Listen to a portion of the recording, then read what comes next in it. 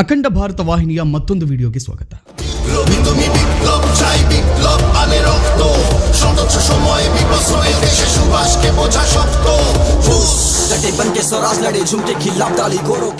ನೀವು ನಿಮ್ಮ ರಕ್ತ ಕೊಡಿ, ನಾನು ನಿಮಗೆ ಸ್ವಾತಂತ್ರ್ಯ ತಂದು ಕೊಡ್ತೇನೆ. ಸ್ವಾತಂತ್ರ್ಯ ಎಂಬುದು ಯಾರು ಕೊಡುವಂತ ಸರಕಲ್ಲ, ಅದು ನಾವು ಪಡೆದುಕೊಳ್ಳಬೇಕಾದ ಹಕ್ಕು. ಈ ಹೇಳಿಕೆ ಒಂದು ಕಾಲದಲ್ಲಿ ಯುವ ಮನಸ್ಸುಗಳನ್ನು ಗೆದ್ದಿತ್ತು. ಮಾತ್ರವಲ್ಲ, ಎಳೆಯರ ರಕ್ತವನ್ನ ಕುದಿಯುವಂತೆ ಮಾಡಿ ಸ್ವಾತಂತ್ರ್ಯ ಹೋರಾಟಕ್ಕೆ ಹೊಸ ದಿಸೆಯನ್ನು ನೀಡಿತ್ತು. ಮಂದಗಾಮಿ ಯೋಜನೆಗಳನ್ನು ಧಿಕ್ಕರಿಸಿ ತಾನು ನಂಬಿದ ಕ್ರಾಂತಿ ಪಥವನ್ನೇ ಸ್ವರಾಜ್ಯ ಸಾಧನೆಗಾಗಿ ಬಳಸಿದ ಸುಭಾಷ್ ಚಂದ್ರ ಬೋಸ್ ಭಾರತದ ಸ್ವಾತಂತ್ರ್ಯ ಹೋರಾಟದ ಮಹಾಸೇನಾನಿ ಅನ್ನೋದರಲ್ಲಿ ಎರಡು ಮಾತಿಲ್ಲ. ಆದರೆ ಇಂತಹ ದೇಶಭಕ್ತನನ್ನ ಭಾರತ, ಅದರಲ್ಲೂ ಕಾಂಗ್ರೆಸ್ ಎಷ್ಟು ಕೆಟ್ಟದಾಗಿ ನಡೆಸಿಕೊಂಡಿತು ಎಂಬುದನ್ನು ಇತಿಹಾಸ ಮರೆತಿಲ್ಲ.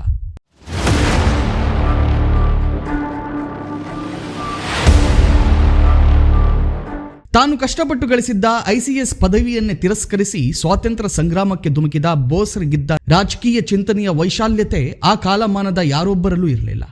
ಆಸ್ಟ್ರಿಯಾ, ಇಂಗ್ಲೆಂಡ್, ಜರ್ಮನಿ, ಜಪಾನ್ ಸೇರಿದಂತೆ 10 ರಾಷ್ಟ್ರಗಳಲ್ಲಿ ಮಿಂಚಿನ ಓಡಾಟ ನಡೆಸಿ ಭಾರತೀಯ ಸ್ವರಾಜ್ಯ ಹೋರಾಟದ ದನಿಗೆ ತೀವ್ರತೆ ತಂದಿದ್ದ ಬೋಸರು ತಾನು ನಂಬಿದ್ದ ಕ್ರಾಂತಿ ಪಥದಲ್ಲಿ ಎಂದೂ ರಾಜಿ ಮಾಡಿದವರಲ್ಲ. ಇಂತಹ ಸ್ವಾತಂತ್ರ್ಯ ಸೇನಾನಿಯ ಬದುಕು ಇತಿಹಾಸವಾಯಿತು. ಆದರೆ ಸಾವು ಮಾತ್ರ ಇಂದಿಗೂ ನಿಗೂಢ. ಈಗ ಸ್ವಾತಂತ್ರ್ಯ ಸೇನಾನಿಗೆ ಸಂಬಂಧಿಸಿದ ಮಹತ್ವದ ದಾಖಲೆಯೊಂದನ್ನು ಅಂದಿನ ಪ್ರಧಾನಿ ಇಂದಿರಾ ಗಾಂಧಿ ನಾಶಪಡಿಸಿದ್ದರು ಅನ್ನೋ ಸಂಗತಿ ಬಯಲಾಗಿದೆ. ಇದರೊಂದಿಗೆ ಕಾಂಗ್ರೆಸ್ ಷಡ್ಯಂತ್ರ ಹಾಗೂ ಕರಾಳ ಮುಖ ಮತ್ತೊಮ್ಮೆ ಬಯಲಾದಂತಾಗಿದೆ. ಹಾಗಿದ್ರೆ ಕಡತ ನಾಶವಾಗಿದ್ದೇನು? ಅದರಲ್ಲಿ ಇದ್ದ ಬೋಸ್ರ ರಹಸ್ಯಗಳೇನು? ಈ ಎಲ್ಲದರ ಬಗ್ಗೆ ವಿವರವಾದ ಮಾಹಿತಿ ಕೊಡ್ತೀವಿ ಈ ವಿಡಿಯೋದಲ್ಲಿ. ಇದಕ್ಕಾಗಿ ನೀವು ಈ ವಿಡಿಯೋವನ್ನು ತಪ್ಪದೇ ಪೂರ್ತಿಯಾಗಿ ನೋಡಿ. ಮಾತ್ರವಲ್ಲ, ಹಿಂದುತ್ವ ಹಾಗೂ ಭಾರತದ ಅಖಂಡತೆ ಸಾರುವಂತ ಸಂಗತಿಗಳ ವಿವರವಾದ ವಿಡಿಯೋಕ್ಕಾಗಿ ನಮ್ಮ ಅಖಂಡ ಭಾರತ ಚಾನೆಲ್ ಅನ್ನು ಸಬ್ಸ್ಕ್ರೈಬ್ ಮಾಡೋಕೆ ಮರಿಬೇಡಿ. ಸುಭಾಷ್ ಚಂದ್ರ ಬೋಸ್ ಭಾರತದ ಅತ್ಯಂತ ಶ್ರೇಷ್ಠ ಸ್ವಾತಂತ್ರ್ಯ ಹೋರಾಟಗಾರರಲ್ಲಿ ಒಬ್ಬರು. ಬಂಗಾಳ ಪ್ರಾಂತ್ಯದ ಕಟಕ್ನಲ್ಲಿ ಶ್ರೀಮಂತ ಕುಟುಂಬದಲ್ಲಿ ಜನಿಸಿದರು. ಅವರು ಕಲ್ಕತ್ತಾದಲ್ಲಿ ತತ್ವಶಾಸ್ತ್ರದಲ್ಲಿ ಪದವಿಯನ್ನು ಪಡೆದರು. ಸುಭಾಷ್ ಚಂದ್ರ ಬೋಸ್ ಅವರು ಭಾರತೀಯ ನಾಗರಿಕ ಸೇವೆಗಳಿಗೆ ಆಯ್ಕೆಯಾದರು. ಆದರೆ ಅವರು ಬ್ರಿಟಿಷ್ ಸರ್ಕಾರಕ್ಕೆ ಸೇವೆ ಸಲ್ಲಿಸಲು ಬಯಸದ ಕಾರಣ ಸೇವೆಯನ್ನು ತೆಗೆದುಕೊಳ್ಳಲು ನಿರಾಕರಿಸಿದರು.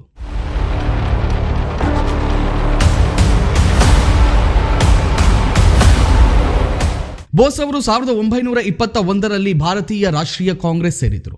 ಅವರು ಸ್ವರಾಜ್ ಎಂಬ ಪತ್ರಿಕೆಯನ್ನು ಸಹ ಪ್ರಾರಂಭಿಸಿದರು. ಅವರು ಅಖಿಲ ಭಾರತ ಯುವ ಕಾಂಗ್ರೆಸ್ನ ಅಧ್ಯಕ್ಷರಾಗಿದ್ದರು ಮತ್ತು ಬಂಗಾಳ ರಾಜ್ಯ ಕಾಂಗ್ರೆಸ್ನ ಕಾರ್ಯದರ್ಶಿಯೂ ಆಗಿದ್ದರು. 1924ರಲ್ಲಿ ಅವರು ಕಲ್ಕತ್ತಾ ಮುನ್ಸಿಪಲ್ ಕಾರ್ಪೊರೇಷನ್ CEO ಆದರು. 1930ರಲ್ಲಿ ಅವರು ಕಲ್ಕತ್ತಾದ ಮೇಯರ್ ಆದರು. ಬೋಸ್ ಅವರು 1920ರಿಂದ 1942ರವರೆಗಿನ ಭಾರತೀಯ ಸ್ವಾತಂತ್ರ್ಯ ಚಳುವಳಿಯನ್ನ ಒಳಗೊಂಡು ದಿ ಇಂಡಿಯನ್ ಸ್ಟ್ರಗಲ್ ಪುಸ್ತಕವನ್ನು ಬರೆದಿದ್ದಾರೆ. ಪುಸ್ತಕವನ್ನು ಬ್ರಿಟಿಷ್ ಸರ್ಕಾರವು ನಿಷೇಧಿಸಿತು. ಅವರು ಜೈ ಹಿಂದ್ ಎಂಬ ಪದವನ್ನು ಸೃಷ್ಟಿಸಿದರು.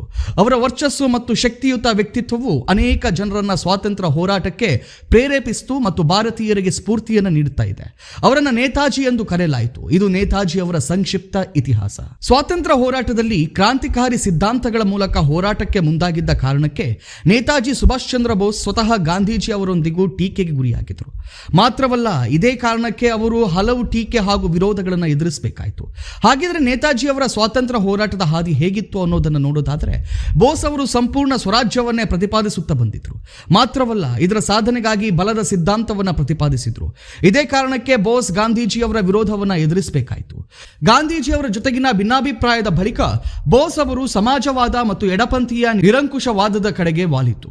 ಇದರ ಫಲವಾಗಿ ನೇತಾಜಿ ಸುಭಾಷ್ ಚಂದ್ರ ಬೋಸ್ 1939 ಕಾಂಗ್ರೆಸ್ನೊಳಗೆ ಒಂದು ಬಣವಾಗಿ ಆಲ್ ಇಂಡಿಯಾ ಫಾರ್ವರ್ಡ್ ಬ್ಲಾಕ್ ರಚಿಸಿದರು.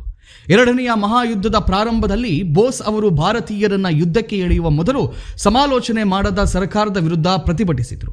ಇದೇ ಕಾರಣಕ್ಕೆ ಅವರನ್ನ ಸೆರೆವಾಸಕ್ಕೆ ತಳ್ಳಲಾಯಿತು. ಕೆಲವು ದಿನಗಳ ನಂತರ ಅವರನ್ನ ಬಿಡುಗಡೆ ಮಾಡಲಾಯಿತು. ಆದರೆ ಕಣ್ಗಾವಲು ಇರಿಸಲಾಗಿತ್ತು. ನಂತರ ಅವರು 1941ರಲ್ಲಿ ದೇಶದಿಂದ ಅಫ್ಘಾನಿಸ್ತಾನ ಮತ್ತು ಸೋವಿಯತ್ ಒಕ್ಕೂಟದ ಮೂಲಕ ಜರ್ಮನಿಯ ಪಲಾಯನವನ್ನು ಮಾಡಿದರು. ಅವರು ಈ ಹಿಂದೆ ಯುರೋಪ್ ಪ್ರವಾಸ ಕೈಗೊಂಡಿದ್ರು ಮತ್ತು ಭಾರತೀಯ ವಿದ್ಯಾರ್ಥಿಗಳು ಮತ್ತು ಯುರೋಪಿಯನ್ ರಾಜಕೀಯ ನಾಯಕರನ್ನ ಭೇಟಿ ಮಾಡಿದ್ರು. ಜರ್ಮನಿಯಲ್ಲಿ ಅವರು ನಾಜಿ ನಾಯಕರನ್ನ ಭೇಟಿಯಾದರು ಮತ್ತು ಸ್ವಾತಂತ್ರ್ಯವನ್ನ ಪಡೆಯಲು ಬ್ರಿಟಿಷರ ವಿರುದ್ಧ ಸಶಸ್ತ್ರ ಹೋರಾಟವನ್ನು ನಡೆಸಲು ಆಶಿಸಿದರು. ಆಕ್ಸಿಸ್ ಶಕ್ತಿಗಳು ತನ್ನ ಶತ್ರು ಬ್ರಿಟಿಷರ ವಿರುದ್ಧವಾಗಿದ್ದರಿಂದ ಅವರು ಸ್ನೇಹಕ್ಕಾಗಿ ಆಶಿಸಿದರು. ಅವರು ಬ್ರಿಟಿಷ್ ಸೈನ್ಯದಲ್ಲಿದ್ದ ಸುಮಾರು 4500 ಭಾರತೀಯ ಸೈನಿಕರಲ್ಲಿ ಇಂಡಿಯನ್ ಲೀಜನ್ ಅನ್ನ ಸ್ಥಾಪಿಸಿದ್ರು. ಭಾರತ ಸ್ವಾತಂತ್ರ್ಯ ಪಡೆಯುವುದಕ್ಕೂ ಮುನ್ನವೇ ಅಂದರೆ 18 ಆಗಸ್ಟ್ 1945ರಂದು ತೈವಾನ್ನಲ್ಲಿ ನಡೆದ ವಿಮಾನ ಅಪಘಾತದಲ್ಲಿ ಬೋಸ್ ಅವರು 3ನೇ ಹಂತದ ಸುಟ್ಟ ಗಾಯಗಳಿಂದ ನಿಧನರಾದರು. ಆದಾಗ್ಯೂ ಭಾರತದ ಜೊತೆಗೆ ಇಂದಿಗೂ ಅವರ ದುರಂತ ಸಾವನ್ನಪ್ಪಿದ್ರು ಎಂಬ ಸಂಗತಿಯನ್ನು ನಂಬಲು ಸಿದ್ಧವಿಲ್ಲ.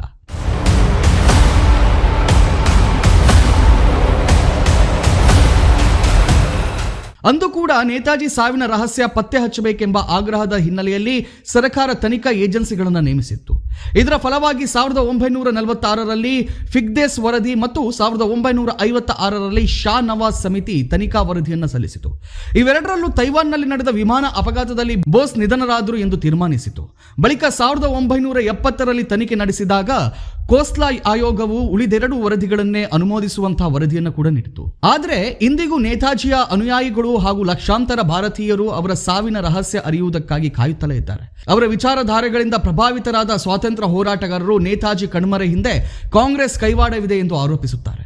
ಈಗ ಇದಕ್ಕೆ ಪೂರಕ ಎಂಬಂತೆ ಸ್ವಾತಂತ್ರ್ಯ ಸೇನಾನಿ ನೇತಾಜಿ ಸುಭಾಷ್ ಚಂದ್ರ ಬೋಸ್ ಅವರಿಗೆ ಸಂಬಂಧಿಸಿದ ಅತ್ಯಂತ ಮಹತ್ವದ ಮಾಹಿತಿಗಳು ತುಂಬಿದ್ದ ದಾಖಲೆಯೊಂದನ್ನು 1972ರಲ್ಲಿ ಅಧಿಕಾರದಲ್ಲಿದ್ದ ಇಂದಿರಾ ಗಾಂಧಿ ಸರ್ಕಾರ ನಾಶಪಡಿಸಿತ್ತು ಎಂಬ ವಿಚಾರ ಬೆಳಕಿಗೆ ಬಂದಿದೆ. ಈ ಸಂಗತಿ ಸಂಚಲನವನ್ನು ಮೂಡಿಸಿದೆ. ನೇತಾಜಿಗೆ ಸಂಬಂಧಿಸಿದ 25 ಕಡತಗಳನ್ನು ಕೇಂದ್ರ ಸರ್ಕಾರ ಶುಕ್ರವಾರವಷ್ಟೇ ಬಿಡುಗಡೆ ಮಾಡಿತ್ತು. ಆದರೆ ನೇತಾಜಿಗೆ ಸಂಬಂಧಿಸಿದ ಕಡತದ ಸಂಖ್ಯೆ 12/226/56 PM ದಾಖಲೆಯನ್ನು 1972ರಲ್ಲೇ ನಾಶಪಡಿಸಲಾಗಿದ್ದು, ಅದರಲ್ಲಿ ನೇತಾಜಿ ಸಾವಿಗೆ ಕಾರಣವಾದ ಸಂದರ್ಭಗಳ ತನಿಖೆಗೆ ಸಂಬಂಧಿಸಿದ ವಿಚಾರಗಳು ಇದ್ದವು ಎಂದು ಮಾಧ್ಯಮಗಳು ವರದಿ ಮಾಡಿವೆ. 1972ರಲ್ಲಿ ಹಳೆಯ ಕಡತಗಳನ್ನು ನಾಶಪಡಿಸುವ ಮಾಮೂಲಿ ಪ್ರಕ್ರಿಯೆಯಂತೆ ಕಡತಗಳನ್ನು ನಾಶಪಡಿಸುವಾಗ ನೇತಾಜಿ ಸಾವಿಗೆ ಸಂಬಂಧಿಸಿದ ತನಿಖೆಯ ಕಡತವನ್ನು ಕೂಡ ನಾಶಪಡಿಸಲಾಗಿದೆ ಎಂದು PMB ಮುಖರ್ಜಿ ಆಯೋಗಕ್ಕೆ ತಿಳಿಸಿತ್ತು ಎನ್ನಲಾಗಿದೆ. ನಾಶಗೊಂಡ ಕಡತಗಳ ಸಂಕ್ಷಿಪ್ತ ಮಾಹಿತಿ ಸಂಪುಟ ಸಚಿವಾಲಯದಲ್ಲಿ ಲಭ್ಯವಿದೆ ಎಂದು ಆಗ PMO ತಿಳಿಸಿತ್ತು. ಆದರೆ ಸಂಪುಟ ಸಚಿವಾಲಯ ಅಂತಹ ಯಾವುದೇ ಮಾಹಿತಿ ತನ್ನ ಬಳಿ ಇಲ್ಲ ಎಂದು ತಿಳಿಸಿತ್ತು. ನಾಶಗೊಂಡ ಕಡತ ಲಭಿಸಿದರೆ ನೇತಾಜಿ ನಿಗೂಢ ಕಣ್ಮರೆಯ ಸತ್ಯ ತಿಳಿಯುವುದು ಸುಲಭವಾಗ್ತಾ ಇತ್ತು ಎಂದು ಮುಖರ್ಜಿಗೆ ತನ್ನ ವರದಿಯಲ್ಲಿ ದಾಖಲಿಸಿತ್ತು.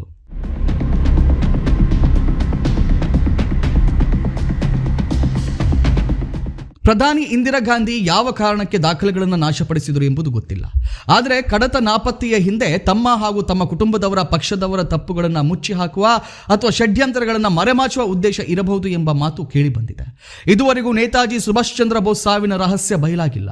ತೀರಾ ಇತ್ತೀಚಿನವರೆಗೆ ಅಂದರೆ ಕಳೆದ 1999ರಲ್ಲಿ ಸುಪ್ರೀಂ ಕೋರ್ಟ್ನ ನಿವೃತ್ತ ನ್ಯಾಯಮೂರ್ತಿ MK ಮುಖರ್ಜಿ ಏಕಸದಸ್ಯ ಪೀಠವು ಈ ನೇತಾಜಿ ಸಾವನ್ನ ಖಚಿತಪಡಿಸಿಲ್ಲ.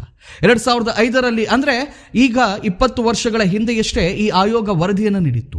ಬೋಸ್ ವಿಮಾನ ದುರಂತದಲ್ಲಿ ಸಾವನ್ನಪ್ಪಿಲ್ಲ, ಜಪಾನಿನ ದೇವಾಲಯದಲ್ಲಿ ಇರುವ ಅಸ್ಥಿಯು ನೇತಾಜಿ ಅವರದ್ದಲ್ಲ ಎಂದಿತ್ತು.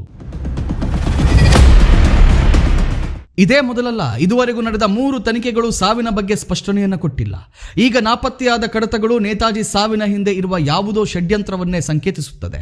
ದುರಂತವೇನೆಂದರೆ, ವಿಶ್ವದ ಗಮನ ಸೆಳೆಯುವ ಸಾಧನೆಗಳಿಂದ ಹೆಸರಾದ ಭಾರತದಲ್ಲಿ 70 ವರ್ಷಗಳಿಂದ ನೇತಾಜಿ ಸುಭಾಷ್ ಚಂದ್ರ ಬೋಸ್ ಸಾವು ಒಂದು ನಿಗೂಢ ಸಂಗತಿಯಾಗಿಯೇ ಉಳಿದಿದೆ.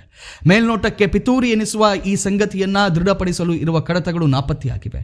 ಎಲ್ಲೋ ಒಂದು ಕಡೆ ನೇತಾಜಿ ಬಂದೇ ಬರುತ್ತಾರೆ ಎಂಬ ನಂಬಿಕೊಂಡ ಅಭಿಮಾನಿಗಳಿದ್ದರೆ, ಇನ್ನೊಂದೆಡೆ ನೇತಾಜಿ ಅಂತ್ಯದ ಸತ್ಯ ಬಯಲಾಗಲಿ ಎಂದು ಆಶಿಸುತ್ತಿರುವ ವರ್ಗವೂ ಇದೆ. ಈ ಎರಡೂ ವರ್ಗದ ಜನರ ಆಶಯ ನಿಜವಾಗಲಿ ಎಂಬುದು ನಮ್ಮ ಆಶಯ.